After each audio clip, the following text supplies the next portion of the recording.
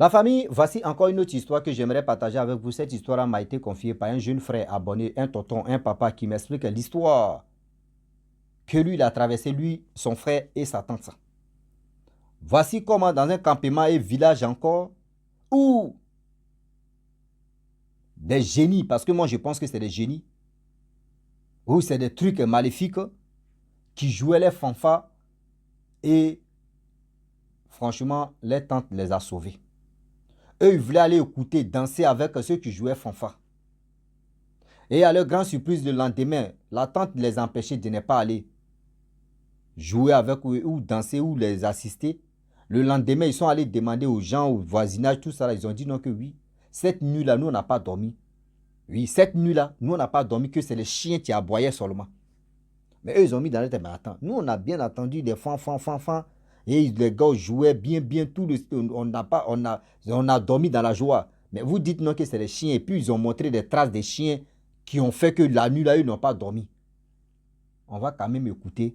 Et la même, ils sont allés voir la tante. On va écouter la version de la tante.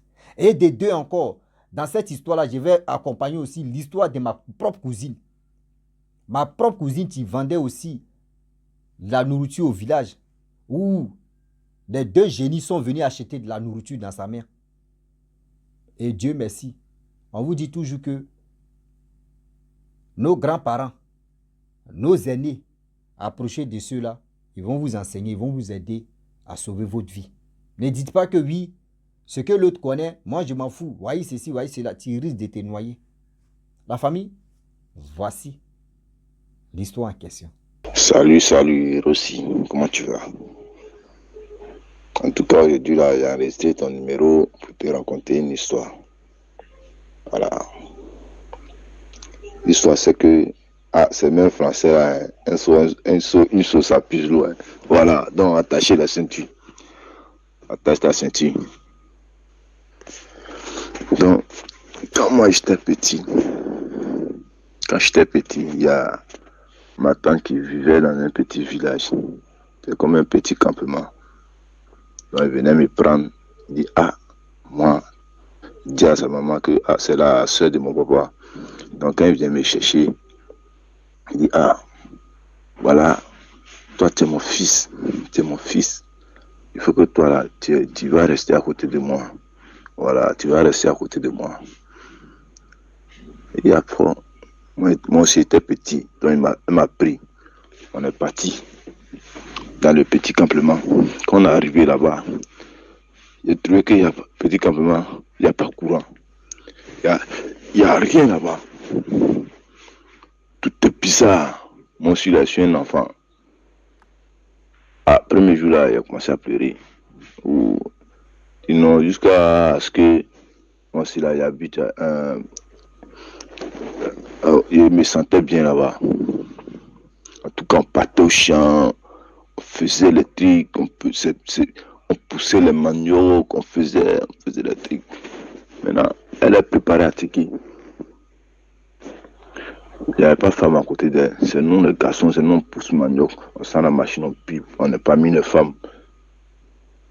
Maintenant, si c'est l'heure de préparer comme ça là, c'est vers les 19h comme ça, elle a commencé à préparer jusqu'à matin.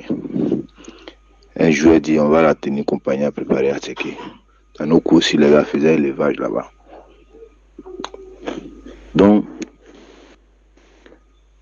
j'étais avec un grand frère, l'enfant de son mari, puis ma tante, ça fait, on était trois. Mon tonton aussi, il avait voyagé. Donc, au village, il n'y avait pas courant. On a commencé à préparer à checker. A commencé à préparer à tirer. Moi, j'étais à misère. Mon grand frère lui serrait machine jusqu'à après de 1 heure, 2 heures. On voit une voix, une boine. C'est genre comme si une boine de fanfare. Un boing, quand on dit un boing, c'est dit un groupe. Voilà, il préfère vraiment expliquer ça en français. Ceux qui ne sont pas ivoiriens et ivoiriennes ne vont pas comprendre ce qu'on appelle boing. Boing, c'est un groupe de personnes que nous on appelle boing. Voilà, quand on dit un groupe de personnes, on dit boing. Voilà, donc on continue l'histoire. Un bruit de fanfare qui était quelque part là-bas, vous, il crie, danse, il vient devant la cour, genre comme si il arrive devant la cour, et puis il se retourne. Maintenant, on demande à l'authentique, ah, ça là, c'est quoi? Il dit non, c'est les éclaireurs là. Ah, quand il passe par village à village, quand il fait nuit, là, il passe par village à village, il vient saluer. Et je viens, c'est les gens de l'église. Donc, elle nous a expliqué ça comme ça. Nous, on dit, bon, si c'est comme ça là, ah, il était pendant 2 heures comme ça. On dit non, mon grand frère dit, bon, il dit à ma tante que, bon, c'est que on va aller voir pour venir. Tout le village était noir. Mon grand frère dit, on va aller voir pour venir. Ma tante dit non, qu'on a qu'à rester matin à 5 heures, quand on va partir, on va les voir. Quand on va pousser à ticker la voile au goudron, on va les voir. On dit, à fort. Nous aussi, les gars faisaient les fanfares là, nous, on était contents, on était enjaillés, on dansait. Ha! On dansait. Pam, pam, pam, pam, pam, pam, pam, pam, pam, pam, pam. J'ai dit, on dansait. On était contents, on n'avait pas sommeil. Ah, jusqu'à quand il arrive fanfare là comme ça, là, écrit, oui, écrit, ils dansent, ils sont contents.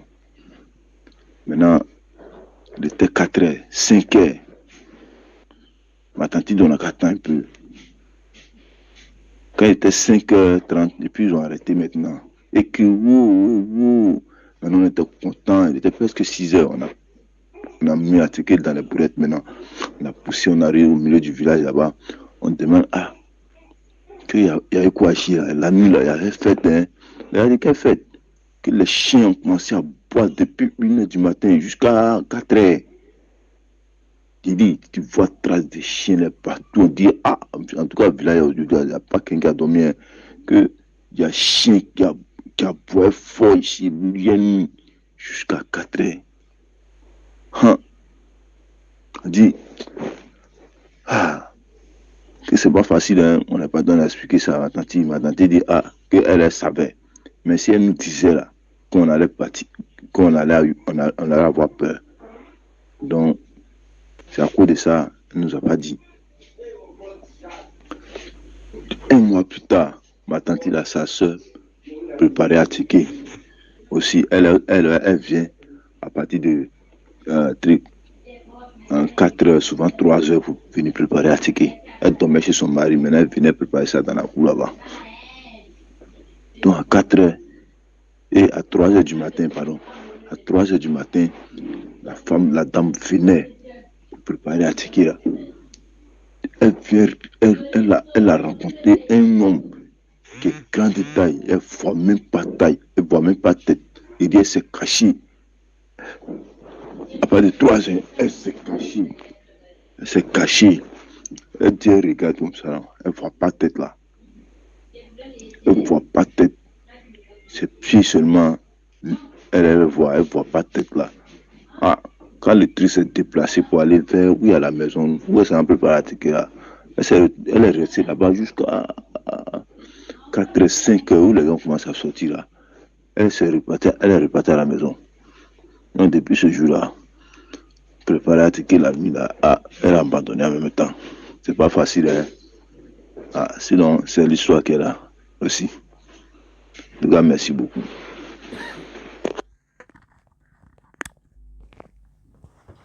La famille, nous tous, on a écouté ensemble ce que le frère, l'abonné, a dit. Je pense que chacun de nous a tiré quelque chose dedans, surtout les vendeurs et les vendeuses. Vous voyez, moi, j'ai dit toujours ce que j'ai dit, Dieu merci. Franchement, j'ai grandi au milieu d'une famille où il y a des commerçants, où il y a ceci, où il y a cela. Et c'est au village, moi, il parle toujours. Hein. Moi, je suis un bléda ici, un villageois. J'ai ma cousine, elle est fait restaurant. Vous-même, vous qui êtes au village, vous savez comment les trucs des restaurants se passent. Les femmes qui font restaurant au village, je prends l'exemple, hein, je ne connais pas dans les autres villes ou soit dans les autres pays. Ça a parlé de 4 heures, la femme se lève, elle commence à à préparer jusqu'à partir de 6 heures, tout est déjà au top. Même histoire comme ça, ma grande soeur, ma cousine, a aussi, elle a son histoire, que quand ça s'est passé, le lendemain, elle est venue nous expliquer, dans la cour, depuis ce jour-là, elle a arrêté de faire le commerce. Elle avait l'habitude de faire commerce, hein, et un jour comme ça, à 4 heures, c'est arrivé à 4 heures pour cuisiner, pour faire ceci. Souvent même, elle me réveille, mais devenir l'assister ici, là. C'est comme moi, si ici, là, c'est moi. Moi, j'étais petit comme ça. Quand ici, là, c'est moi aussi garçon. Donc, la paix aussi quitte en elle. Moi aussi, quand il la voit, il sait que c'est ma grande soeur, c'est ma cousine. Donc aussi, la peur, c'est dit, c'est grâce à telle personne que l'autre n'a pas peur. Mais on est là. Souvent, elle commence à 3 heures jusqu'à 6 heures. Et quand le matin arrive, elle garde pour moi. Je dois aller dormir, je dois me réveiller pour manger. C'est comme ça qu'il faisait. Et un jour, ce jour-là, elle ne m'a pas réveillé. Je ne sais pas pourquoi. Donc, elle a commencé à préparer elle dessus. Toute seule où elle préparait, voilà 2 personnes. À 3 heures, 2 personnes sont venues lui dire non que oui, ce que tu es en train de préparer, il faut garder pour nous. Or, dans le village, nous tous, on se connaît. Quand il y a un étranger là, on sait déjà qu'il y a un étranger au village. Ouais. Dans le village, comme des centaines de personnes ou comme des mille de personnes. Mais quand il y a un étranger dans le village, tout le monde est au courant. Mais les 2 personnes sont quittées où? Elle ne sait pas. Elle a dit, ok, il n'y a pas de problème. Si j'ai fini, bon, je ne sais pas, j'ai vite commencé à 3 heures. Je ne sais pas à l'heure que je vais finir. Mais je pense que vous êtes les premiers clients. Vous avez fait vos commandes. Voilà comment ma cousine, écoutez très bien l'histoire en question. Ma cousine, ils ont donné l'argent à ma cousine. Et elle dit, je viens de actuellement, je suis là préparé, je n'ai pas monnaie. Ils disent donc qu'il faut garder la monnaie. On lui a donné un billet 2 plats. Elle a pris cet argent-là. Elle a préparé à 6 heures, elle a servi pour les 2 étrangers, là, je ne sais pas, pour les 2 personnes là. Et elle a gardé. 6 heures, les gens viennent acheter. Au village là-bas, les gars viennent acheter 7 heures. À partir de 8 heures, 9 heures par là, nourriture est finie. Pour les 2 personnes là, étaient là, elle a gardé ça. Elle ne voit pas les 2, elle voit pas les 2 jeunes là. 2 là, elle ne voit pas les 2 jeunes là. Or, le lendemain, elle n'allait pas préparer. Bon, vu que c'est bizarre, je ne sais pas ce qui s'est passé, elle allait demander à nos grands-mères, parce que moi, elle, on a même grand-mère, ma grand-mère qui n'est pas d'elle toujours là, elle allait demander à nos grands-mères que, voici 2 personnes que j'ai préparées, ils sont venus faire commande à 3 heures. Eux, leur propre argent, je n'ai pas ménagé à ce que moi je vends. Leur argent est là, eux disent de garder la monnaie, voyez les 2 plats. Ma grand-mère a regardé les 2 plats et puis elle a dit, ces 2 plats ne donnent à personne, il faut garder ça. Il faut garder ça. Elle dit, ok, il n'y a pas de problème. Donc, du coup, à ce temps, il n'y avait pas de congélateur au village. L'électricité même là, il n'y en avait pas chez nous. Et où je vous parle, c'était, je peux dire, en 2001, où je vous parle l'histoire en question. Je me rappelle comme c'était hier. Et du coup, nous, on a eu, dans nos villages, nous, on a eu courant d'électricité en quelle année? Je me rappelle très bien, c'était en 2003. 2002, 2003, c'est là nous on a eu courant chez nous dans notre village. Donc du coup, elle a gardé la nourriture. Le soir, on allait dormir tout ça là. Tout le monde était KO. Elle dit à partir de 2 heures du matin, les 2 personnes sont venues taper la porte. Kokoko. Kokoko. Elle dit c'est qui? Il dit c'est nous. Oh, ma grand-mère n'a pas expliqué que oui, ceux qui sont venus faire commande là, voici ce qu'ils sont. Elle a juste dit à ma cousine que il faut garder la nourriture, ils vont venir récupérer. À 2 heures, 3 heures par là, ils sont venus récupérer les manger. Elle est sortie, elle dit, moi je vous ai attendu, vous n'êtes pas venu. Il dit non que vraiment, excuse-nous, bon, on était vraiment occupés, excuse-moi, la prochaine fois, on va vite venir. Elle a pris les 2 plats, elle les a donnés. Les gars ont donné l'argent encore. Pour dire vraiment, tu as bien conservé. Tiens. Elle dit non, c'est bon. Vous m'avez donné l'autre. l'autre agent, vous m'avez dit non de garder la monnaie. Pourquoi vous voulez me donner encore que c'est bon pâté? Ils ont insisté, elle aussi, elle a insisté, elle dit elle ne prend pas. Elle a dit, bon d'accord, vu que tu dis tu ne prends pas là, il n'y a pas de souci. Et ils sont partis. Le lendemain, c'est ma cousine qui vient vers nos grandes-mères pour dire que les deux personnes-là sont venues récupérer la nourriture. C'est là ma grand-mère a dit oui. Je savais qu'ils allaient venir. Mais le problème est que ces deux personnes ne sont pas des êtres humains. ma cousine dit, nous on l'appelle maman parce que nous on ne l'appelle pas grand-mère. Parce que c'est elle qui nous a élevés. Donc du coup, nous on l'appelle maman. Elle dit maman. Maman était là, mais elle dit maman, tu dis quoi? Mémé dit non que les deux personnes qui sont venues faire commande là, ils sont venus te tester. Ils sont venus te tester. Mais Dieu merci, tu m'as vite en parlé. C'est pour cela qu'il a dit il faut garder. Et tu as bien fait de refuser leur argent. Ce qu'ils t'ont donné premier, c'est bien. Mais pour du guassou, pour du cadeau, pour boire, Dieu merci que tu as refusé. Depuis ce jour-là, ma cousine dit, ma cousine dit, elle ne vend plus encore depuis ce jour-là. Où je vous parle, ma cousine dit, elle n'est plus dans ça. Depuis 2000 combien, elle dit, elle n'est plus dans ça. Elle vit encore. Ça veut dire, si elle avait jeté la nourriture, elle n'avait pas dit à nos grands-mères, et puis elle avait jeté, elle avait versé ou elle avait donné à quelqu'un d'autre, ou soit les jeunes n'étaient pas là, donc ceux qui viennent acheter n'ont pas trouvé de la nourriture, si elle est vendeur dans les mains, pour dire, bon, si les autres là viennent, ils vont dire non, que vous n'avez pas, bon, je ne vous ai pas vite vu, donc il a donné à quelqu'un d'autre, ou il a vendu à quelqu'un d'autre, voyez votre argent, elle allait avoir des sérieux problèmes. Elle allait avoir des vrais sérieux problèmes. Mais Dieu a fait que, elle a interpellé, elle a dit à ma grand-mère, et puis ma grand-mère a dit, calmos, faut attendre. Elle dit, quand on dit génie là, elle dit, tu vois les deux jeunes là, ils sont jolis, bien clairs là. Ils sont, quand on dit jolis là, ils sont jolis comme ça. C'est là ma grand-mère dit, mais attends, qui a dit, les génies sont vilains? Les génies ne sont pas vilains. Quand ils veulent prendre l'apparence de quelqu'un, ils sont toujours jolis. Pour attirer des personnes vers eux. Il ne faudrait pas que vous soupçonnez que oui, ils sont comme ça, et ils prennent l'apparence des bonnes. Si c'est une femme, une belle femme, si c'est un homme, un bel homme, c'est comme ça ils font.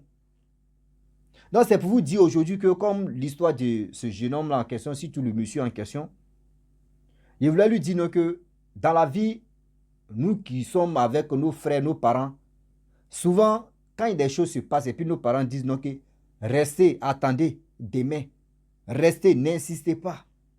Parce que si vous voulez insister, le terrain que tu ne connais pas, tu veux danser ou tu veux aller jouer, tu risques de glisser. Ça veut dire, en principe, les chiens qui aboyaient dans le village, que tout le monde, ça les empêchait de dormir. Eux, dans les chez eux là-bas, eux, ils attendaient que oui, c'est des gens qui jouaient fanfan. Jusqu'à il a fait trompette, mais fanfan. Il a joué, nous, on a écouté. Est-ce que vous comprenez? C'est des choses aujourd'hui, les mamans, vous qui, surtout les vendeurs et les vendeuses, vous qui sortez la nuit, vous qui travaillez la nuit, priez beaucoup, faites attention. Faites attention. Même si c'est à 5 heures, même si c'est à 6 heures, nourriture là, si toi c'est ton commerce là, quel que soit Alpha, ils vont venir acheter, les gens vont venir acheter. Ne risquez pas vos vies pour dire je vais commencer à préparer à 3 heures, à 4 heures. Il y a une manière même de préparer, si c'est la sauce graine, si c'est autre sauce là. Tu peux commencer à préparer à partir de 19 heures, même à partir de 16 heures, à partir de 20 heures. Maintenant, il y a les congélateurs qui sont là maintenant facilement. Ce n'est pas autant où il n'y avait pas de congélateur. Tu peux préparer, puis tu vas diviser moitié-moitié. Tu vas mettre ça au congèle. À partir de 6 heures, tu peux réchauffer encore. Puis ça va être encore, tu reprépares. C'est-à-dire, tu n'as pas encore bien cuit. Ce n'est pas encore bien cuit. À partir de 6 heures, tu mets la marmite au feu. Tu reprends encore la cuisson ou la quoi même là. Tu vas voir.